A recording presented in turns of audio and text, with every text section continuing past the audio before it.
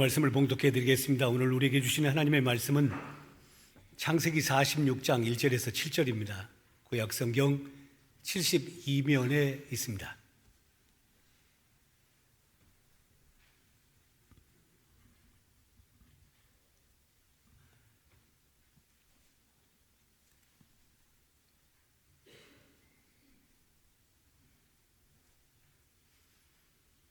이스라엘의 모든 소유를 이끌고 떠나 브엘세바에 이르러 그의 아버지 이삭의 하나님께 희생 제사를 드리니 그 밤에 하나님이 이상 중에 이스라엘에게 나타나 이르시되 야곱아 야곱아 하시는지라. 야곱이 이르되 내가 여기 있나이다 하매 하나님이 이르시되 나는 하나님이라 내 아버지의 하나님이니 애굽으로 내려가기를 두려워하지 말라. 내가 거기서 너로 큰 민족을 이루게 하리라. 내가 너와 함께 애굽으로 내려가겠고 반드시 너를 인도하여 다시 올라올 것이며 요셉이 그의 손으로 내 눈을 감기리라 하셨더라.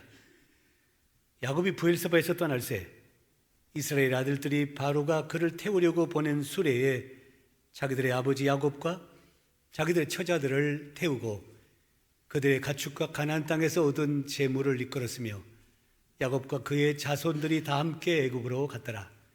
이와 같이 야곱이 그 아들들과 손자들과 딸들과 손녀들 곧 그의 모든 자손을 데리고 애굽으로 갔더라. 아멘.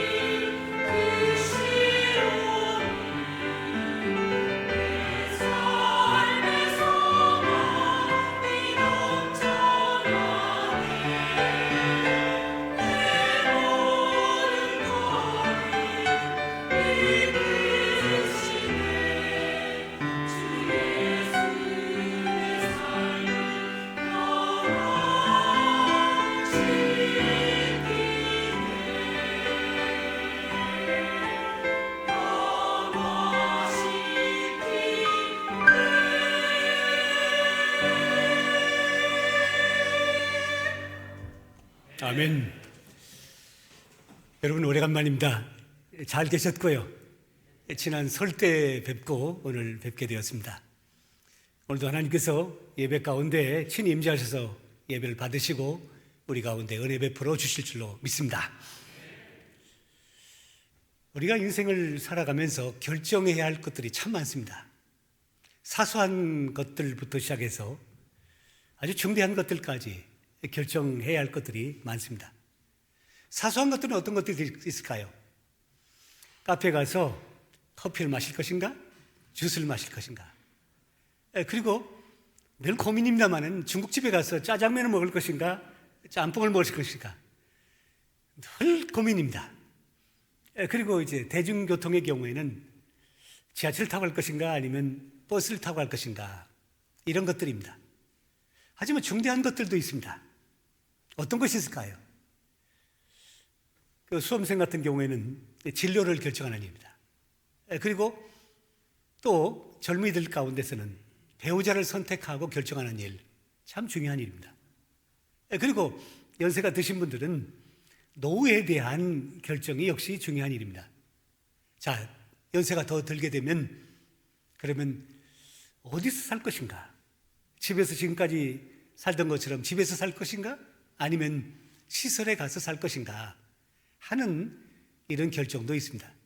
제가 뭐 나이가 그렇게 되지는 않았습니다만은 은퇴하고 나니까요, 저희 집사람하고 둘이 종종 얘기하는 게 주제 가운데 하나가 바로 그 점입니다. 어디서 살 것인가?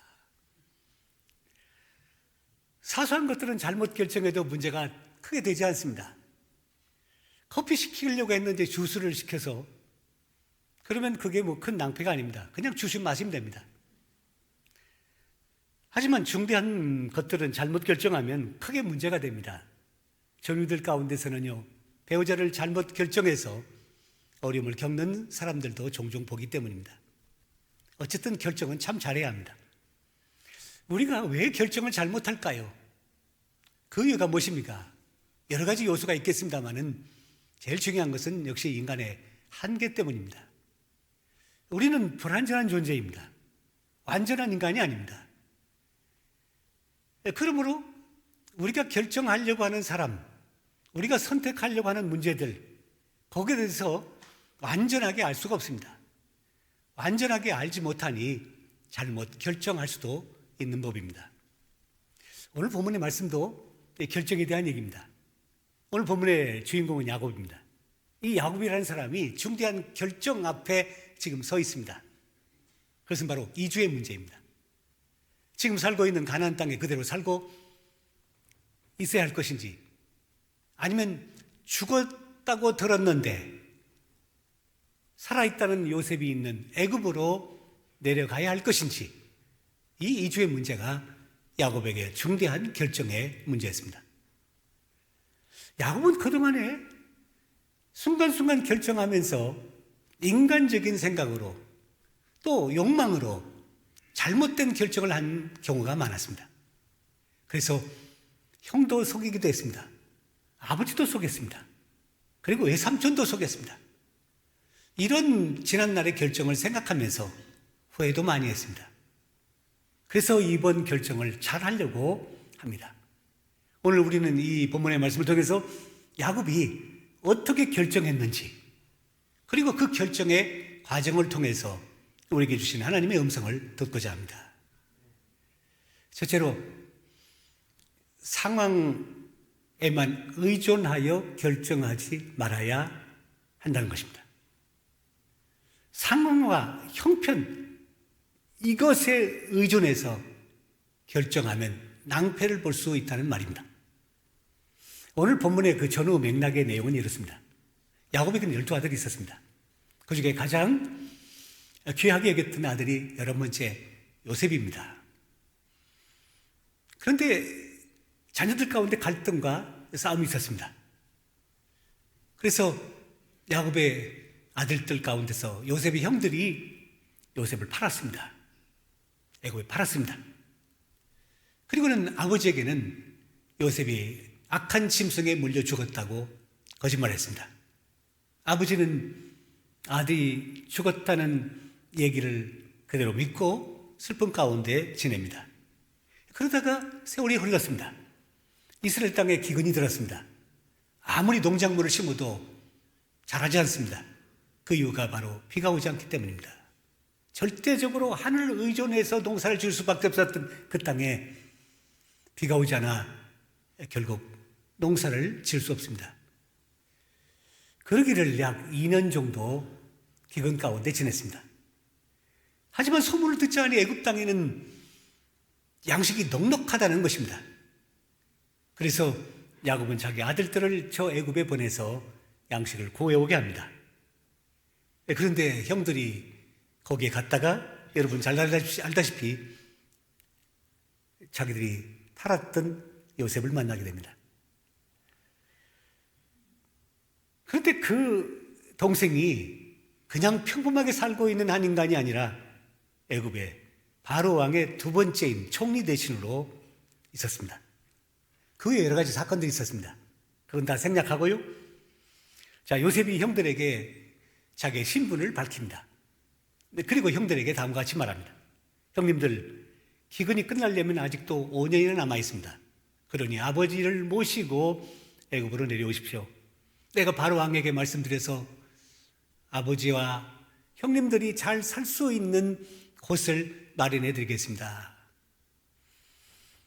바로 왕은 요셉의 그 형들에게 귀한 선물들을 주고 또 아버지를 모시고 오라고 귀한 수레까지 준비해 주었습니다. 아버지를 빨리 모시고 오라는 것입니다. 그 소식을 들은 야곱은 죽었던 아들이 살아있다는 것과 그리고 애굽의 총리 대신했다는 반가운 소식을 듣게 되고 그리고 확신하게 됩니다. 자, 이럴 때 야곱은 어떻게 해야 할까요? 기근이 계속되고 있는 먹을 것이 없어서 굶주릴 수밖에 없었던 이 가나안 땅에 계속 머물러 있어야 할까요? 아니면 죽었던 아들이 살아있는 저 애굽 그리고 또 자기들을 위해서 거처를 예비해 놓겠다고 한 애굽 땅에 내려가야 할까요? 가나안 땅에 머물러 있어야 할까요? 아니면 애굽으로 내려가야 할까요? 이것이 야곱에게 있어서 중요한 문제였습니다. 여러분 어떠세요? 두 번 생각할 필요가 없이 애굽으로 바로 내려가야 합니다. 왜요? 그래야 살 수 있기 때문이요. 또 죽었던 아들 요셉을 만날 수 있는 것이기 때문입니다. 다음과 같은 이유 때문입니다. 첫째, 가나안 땅에 아직도 여전히 기근이 있기 때문입니다. 살려면 애굽으로 내려가야 합니다. 둘째, 요셉이 살아 있는 것입니다. 셋째, 그것도 총리로 바로 왕의 2인자로 그가 정치하고 있는 것입니다. 그 증거로 바로 왕이 선물들과 그리고 수레를 보내주었습니다. 이런 상황들을 본다고 한다면 야곱은요, 두 번 생각할 필요가 없는 것입니다. 바로 자녀들에게, 가족들에게 자, 내려가자 하고 내려가야 합니다. 하지만 야곱이 고민하는 것이 한 가지가 있었습니다. 그것은 옛날 하나님께서 아브라함에게, 자기 할아버지인 아브라함에게 주셨던 약속의 말씀 때문입니다. 하나님께서 아브라함에게 어느 날 그 땅을 주시면서 이렇게 말씀하십니다. 이 땅은 너와 내 자손들이 영원히 거처할 땅이다. 이 땅은 너와 내 자손들이 영원히 거할 땅이다. 이렇게 말씀해 주셨습니다. 야곱은 과거에 자기 아버지 이삭으로부터 아마 이런 얘기를 들었을 것입니다.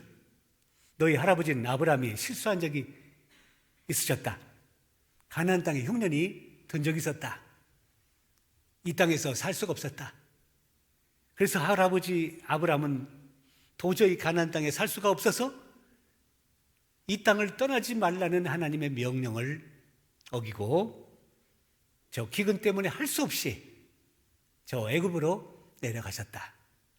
그 일로 할아버지는 여러 가지 어려움을 겪으셨고 하나님께 책망을 듣기도 하셨다 하는 이 얘기를, 이게 이제 창세기 12장에 나오는 말씀입니다만, 이 얘기를 야곱은 자기 할아버지, 아버지를 통해서, 이삭인 아버지를 통해서 할아버지에 대한 얘기를 들었을 것입니다.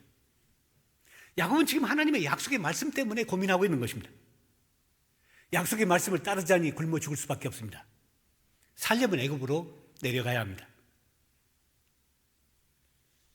야곱은 상황과 형편이 이러하니 애굽에 내려갈 수밖에 없다고 결정하고 그리고 애굽에 내려갑니다. 여러분, 결정할 때요, 상황과 형편이 중요한 요소 가운데 하나입니다. 대단히 중요한 요소입니다. 하지만 그렇다고 상황과 형편 그것 가지고 결정해서는 안 됩니다. 그 후에 또 한 가지가 중요한 것이 있어야 합니다. 그게 무엇일까요? 그게 바로 하나님의 뜻입니다. 두 번째 주시는 교훈의 말씀은 그러므로 하나님께 물어야 합니다. 누구한테 물어야 된다고요? 하나님께 물어야 합니다. 야곱은 애굽으로 떠나기로 결정하고 집을 떠납니다. 1절 상반절에 이렇게 기록되어 있습니다. 이스라엘의 모든 소유를 이끌고 떠나 브엘세바에 이르러 그랬습니다. 야곱이 결정하고 이제 애굽으로 내려가겠다고 결정하고 떠나서 브엘세바에 이르렀다 그랬습니다. 자, 1절 말씀부터 시작해서 오늘 7절까지의 본문에 보면 야곱이 출발지가 어디고 그리고 중간 기착지가 어디고 그리고 마지막 목적지가 어디인지를 가르쳐주고 있습니다. 출발지는 여기는 헤브론입니다. 그리고 중간 기착지는 브엘세바입니다. 그리고 목적지는 애굽입니다. 야곱은 지금 헤브론에 살고 있습니다. 야곱이 애굽으로 내려가다가 브엘세바에 이르릅니다. 야곱은 거기서 잠깐 머무르게 됩니다. 사실 그는 이 브엘세바에서 머물지 말아야 합니다. 지체하지 말아야 합니다. 왜요? 한시라도 빨리 저 애굽에 가서 요셉을 만나야 합니다. 야곱의 지금 나이가 130세입니다. 그리고 요셉을 못 본 지가 벌써 15년 가까이 됩니다. 그러므로 이 브엘세바에서 지체하지 말고 속히 애굽으로 가야 합니다. 그런데 야곱은 브엘세바에 잠시 머무르고 지체하게 됩니다. 그 이유가 무엇일까요? 오늘 성경에 있습니다. 아버지 이삭이 드렸던 제단에서 희생 제사를 드렸다 했습니다. 더 정확히 말씀드리면 예배드리면서 하나님께 묻기 위해서였습니다. 야곱은 헤브론을 떠날 때에 하나님께 예배드리고 기도했을 것입니다. 하나님, 제가 여기에 여전히 있어야 할까요? 아니면 애굽 땅으로 내려가야 할까요? 하나님께 희생제사 드리면서 물었을 것입니다. 하지만 하나님께서 대답지 아니하셨던 것 같습니다. 그래서 애굽으로 가긴 가지만 대단히 마음이 편치 않았습니다. 그는 애굽으로 가다가 중간 기착지인 이곳 브엘세바에 당도합니다. 앞서 말씀드린 것처럼 브엘세바는 아버지인 이삭이 살던 곳입니다. 야곱은 자기 아버지 이삭이 예배드렸던 제단을 다시 수축하고 그동안 수십 년 세월이 지났기에 아버지가 쌓았던 제단 거기를 다시 수축하고 거기에서 양을 잡아서 하나님 앞에 제사를 드립니다. 그러면서 하나님의 응답을 받고 싶었습니다. 하나님의 분명한 대답이 무엇인지를 듣고자 했습니다. 1절 말씀을 다시 읽어드립니다. 이스라엘의 모든 소유를 이끌고 떠나 브엘세바에 이르러 그의 아버지 이삭의 하나님께 희생 제사를 드리니. 이 말씀에서 우리에게 주시는 중요한 교훈이 있습니다. 우리가 무슨 일을 결정할 때 상황과 형편에만 의존하여 결정하지 말고 잠시 멈춰야 한다는 것입니다. 그리고 야곱처럼 마음과 정성과 뜻을 다하여 하나님께 예배 드려야 한다는 점입니다. 그러자 하나님께서 야곱에게 찾아오셨습니다. 2절 말씀에 보면 하나님께서 야곱을 부르십니다. 야곱아, 야곱아 하고 그에게 찾아오셔서 그의 이름을 불러주셨습니다. 그리고 3절 상반절에는요 이렇게 말씀하십니다.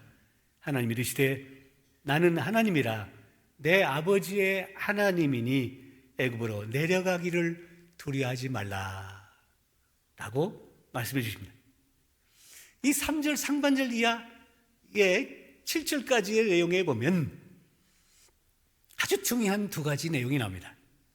첫째, 하나님의 이름이 언급되고 있습니다. 나는 하나님이라 라고 말씀하십니다.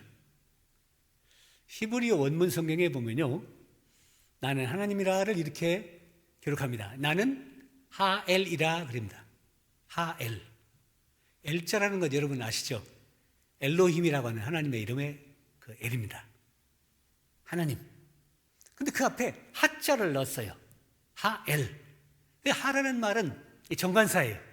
영어로 말하면 더입니다. 우리말로 직역한다면 나는 그 하나님이다 이 말입니다. 그 하나님, 구체적인 사건과 일 가운데 역사하셨던 그 하나님. 좀 더 자세히 말씀드리면 나는 너희 할아버지 아브라함을 갈대아 우르에서 이곳 가나안 땅으로 오게 한 그 하나님이다. 너희 할아버지 아브라함과 함께한 바로 그 하나님이요, 너희 아버지 이삭과 역시 함께한 그 하나님이다.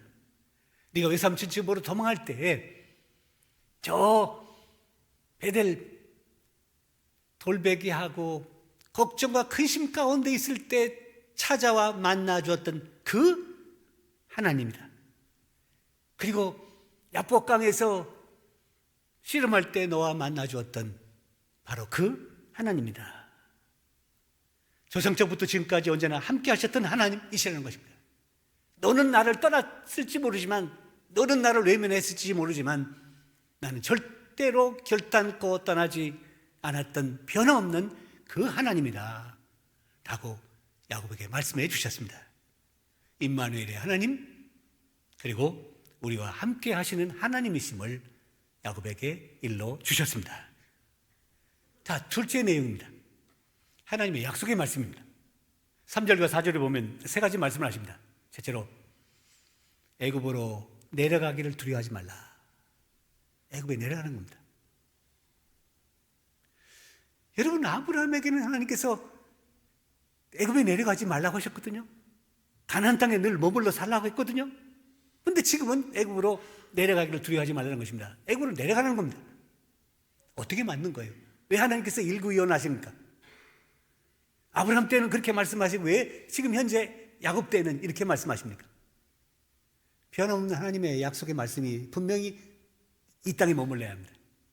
그러나 여러분 오늘 오실 때요, 차를 타시든지 아니면 걸어서 오시든지 간에 횡단보도에서 빨간불이 다 켜집니다. 그러면요, 어떻게 해야 돼요?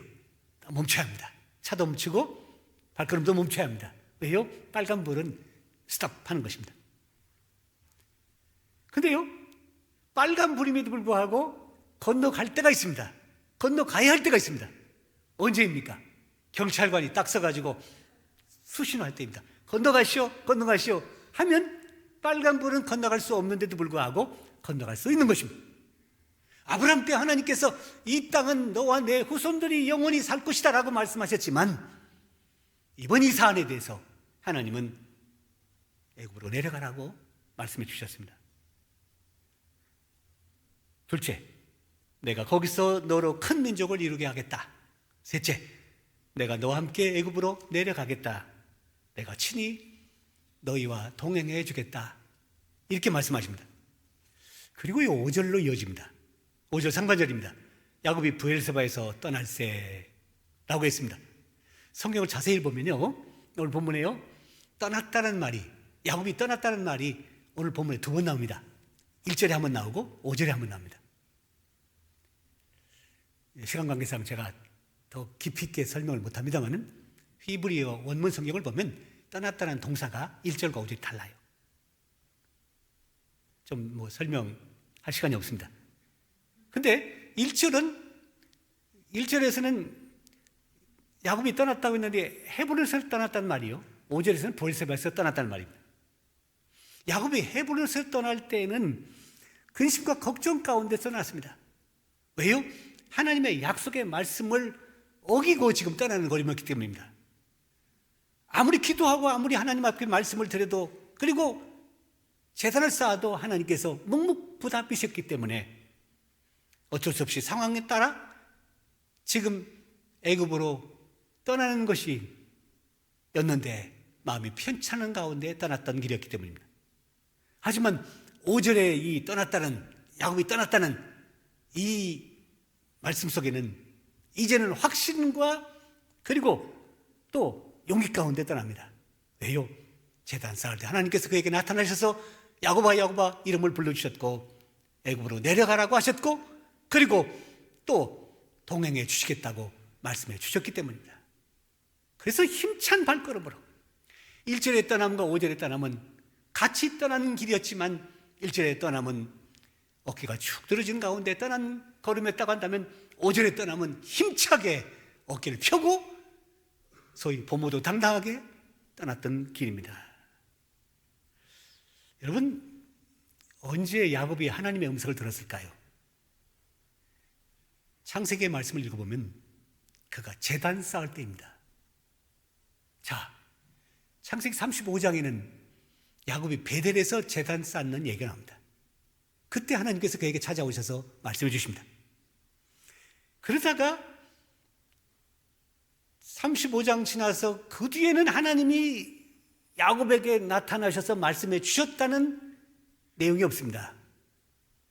그것은 어쩌면 야곱이 하나님께 희생제사 드리지 않냐고 예배 드리지 않았다는 것을 말해주는 것입니다. 그렇다고 오늘 본문인 46장에 와서 오늘 본문에 와서 그가 브엘세바에서 하나님 앞에 희생제사를 드리게 되었습니다. 1절에요.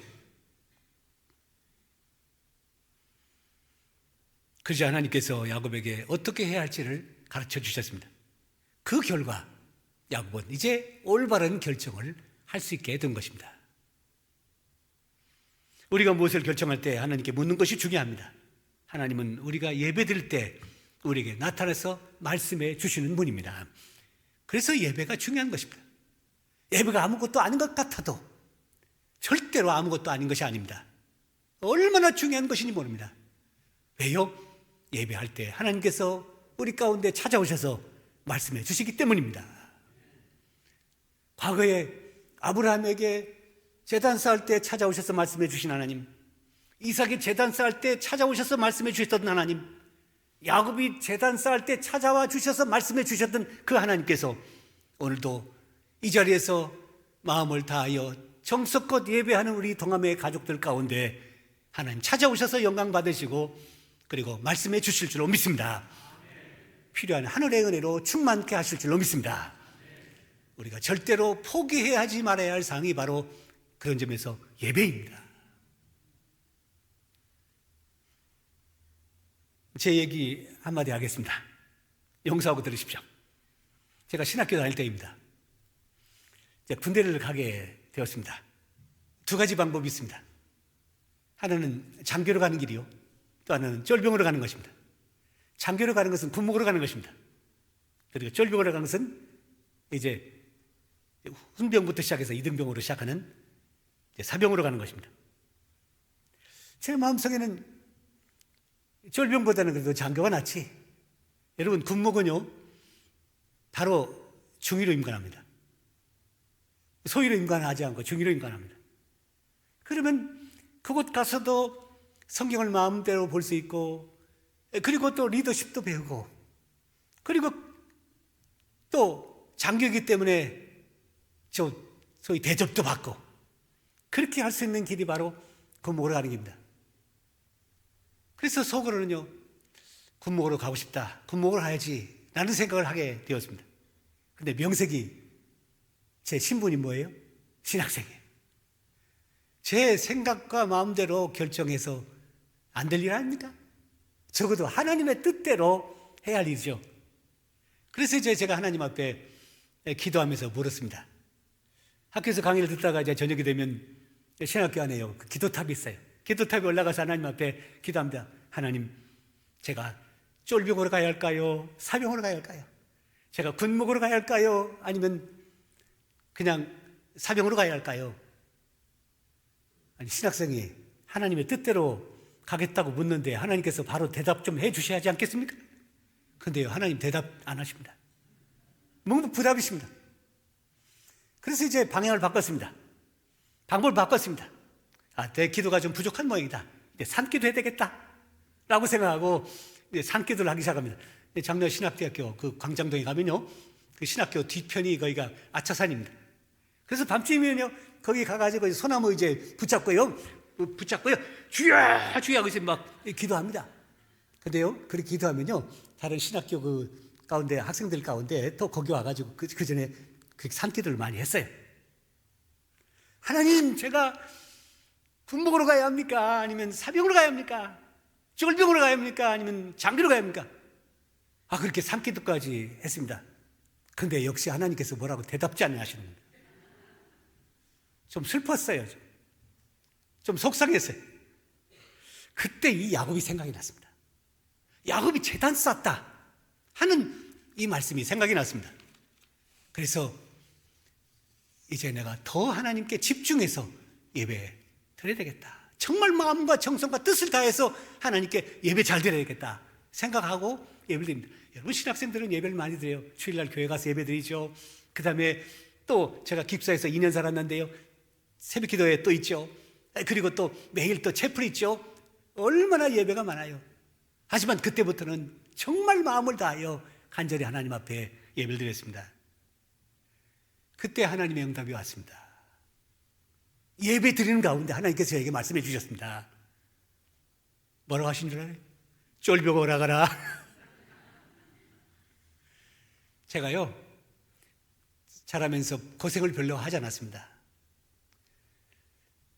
하나님께서 제 마음속에 사병을 가라라고 하시는 음성을 제가 들었는데, 그래서 제가 하나님, 왜 제가 사병으로 가야 합니까? 라고 물었더니 제 마음속에, 그 점은 하나님께서 이제 직접 말씀을 안 하셨는데 제 마음속에, 네가 지금까지 살면서 고생을 별로 안 했는데 적어도 목회하려면 좀 군대에서라도 고생을 좀 해야 하지 않느냐 하는 심정에, 그래서 하나님께서 저를 사병으로 보내셨습니다. 그런데요, 하나님의 결정은요, 후회함이 없습니다. 제가 박박 기고, 그리고 제가 군대 가 있을 때요, 제 내무 안에 한 20명이 함께 있었는데 학교를 졸업하고 왔기 때문에 우리 내무 안에서요, 제 나이가 두 번째로 많아요. 고참 제대를 앞둔 한 사람, 그 다음에 제가 나이가 많아요. 그러니까 맨 이 쫄병인데 얼마나 쉽사리하고 얼마나 기분 나쁘고 얼마나 자존심 상하고 그렇게 했어요. 근데요, 제가 군대 생활을 하는 동안에 한 번도 군목으로 갔으면 좋았을 텐데 라는 생각을 한 번도 해보지 않았다는 점입니다. 왜 그럴까요? 하나님의 결정은요, 하나님이 하시는 일에는요, 절대로 후회함이 없기 때문입니다.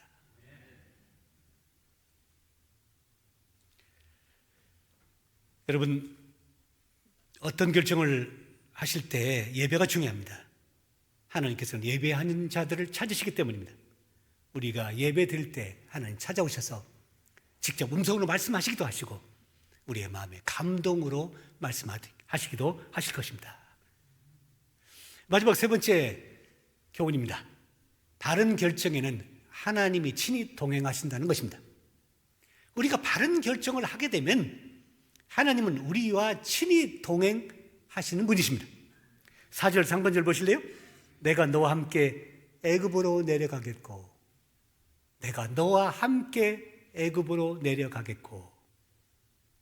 하나님은 올바른 결정을 한 이 야곱에게 애굽에 잘 갔다 오너라 라고 하시지 아니하고, 야곱아, 내가 너와 함께 친히 동행해 주리라 라고 말씀하셨습니다.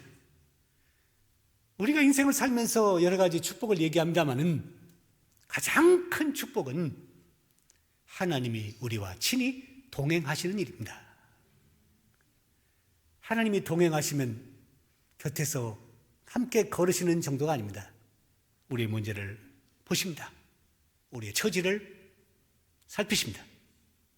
그리고 우리에게 필요한 것들을 주십니다. 넘어지면 일으켜 주십니다. 걸을 수 없으면 우리를 안고 우리의 길을 가십니다. 동행하시는 것보다도, 전지전능하신 하나님께서 우리와 동행하시는 것보다도 더 큰 축복이 어디 있겠습니까? 저는요, 저희 아버지로부터 물질적인 유산은 못 받았어요. 하지만 기도의 유산은 받았습니다. 저희 아버지는 생전에요, 제가 이제 먼 길 떠나잖아요. 그러면 이제 말씀하십니다. 자, 기도하자. 그리고 이제 제가 무릎을 딱 꿇어요. 그럼 저희 아버지가 이제 기도를 하십니다. 이렇게 쭉 기도하십니다. 그 기도의 내용 가운데 꼭 이 말 한마디가 나십니다. 하나님, 저는 우리 아들과 함께 갈 수가 없습니다. 하나님, 저는 우리 아들과 함께 군대에 갈 수 없습니다. 하나님, 저는 우리 아들과 함께 외국에 갈 수가 없습니다. 하나님, 친히 동행해 주십시오.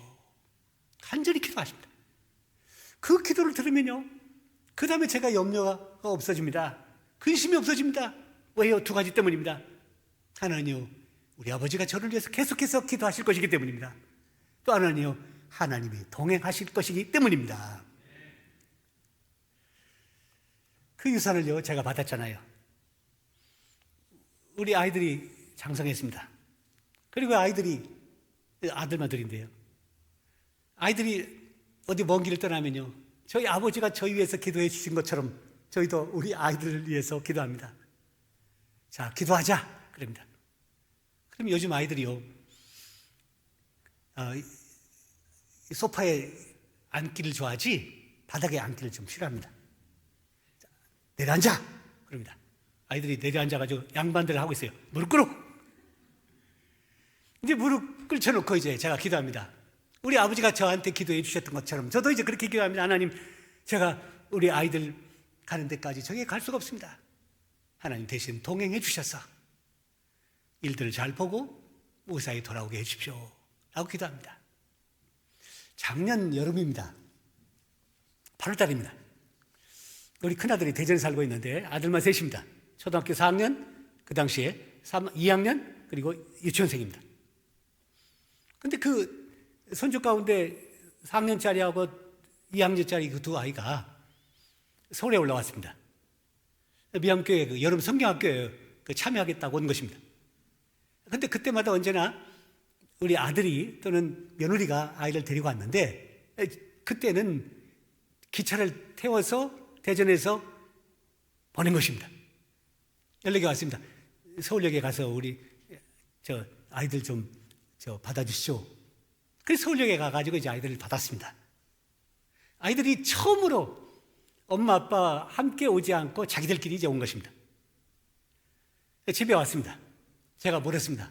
얘들아, 아빠가 뭐라고 말씀하시든 그랬습니다. 그러자 큰 손자가 하는 말입니다. 서울에 가서 할아버지 할머니 말씀 잘 들어, 그 얘기했대요.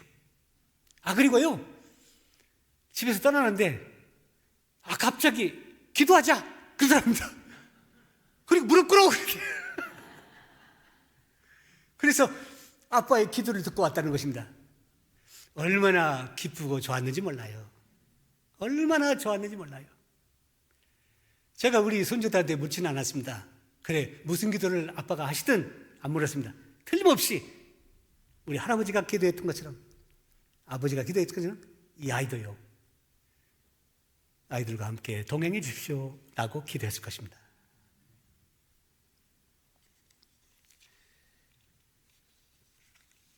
이제 우리가요, 사랑하는 성도 여러분, 우리가 살면서 가정의 문제도 있고 교회 문제도 있고 나라의 문제도 결정해야 할 것들이 참 많습니다.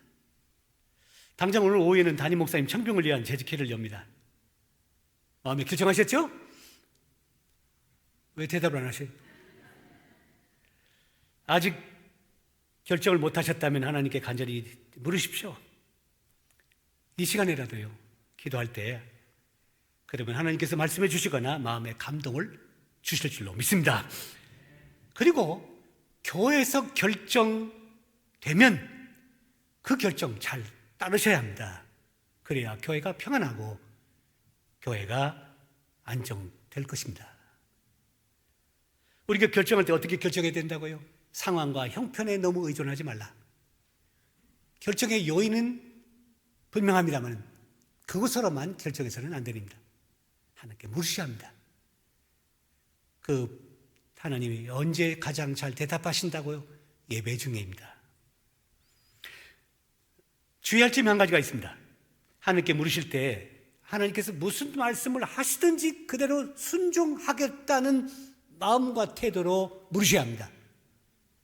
하나님께서 말씀하시는 거 들어본 다음에 내 마음에 들면 순종하고 내 마음에 들지 않으면 하나님 미안합니다마는 못 듣겠습니다 라고 한다고 한다면 진정으로 하나님의 음성을 들을 수가 없는 법입니다.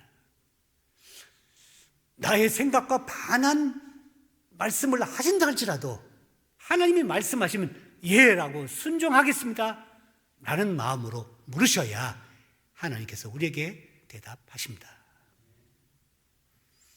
그리고 결정 잘하면요, 하나님께서 보너스 주십니다. 무엇입니까? 친히 우리와 동행해 주십니다. 이제 어떤 경우에도 여러분 결정 잘하셔서 하나님께는 영광이요 여러분에게는 기쁨이 가득하기를 주님의 이름으로 간절히 기원합니다. 하나님 감사합니다. 거룩한 주일날 주님 앞에 나와 예배드리게 하시고 창세기의 말씀을 통해서 야곱이 중대한 결정 앞에 서 있을 때 하나님께서 어떻게 하셨는지를 가르쳐 주신 것을 감사합니다. 저희들도 상황과 형편, 인간적인 생각으로 결정하지 않게 하시고 하나님께 묻게 하시고 예배 소중히 여기게 하시고 그리고 어떤 말씀을 하시든지 간에 예, 순종하겠습니다라고 대답하고 결정할 수 있는 저희들 되어서 하나님의 결정에 따라서 저희들의 발걸음이 기쁨과 감사와 은혜와 그리고 능력이 충만한 복된 인생 되게 하여 주시옵소서. 특별히 우리 동암교회 가운데 성령께서 역사하실 줄로 믿사옵고 예수님의 이름으로 기도합나이다. 아멘.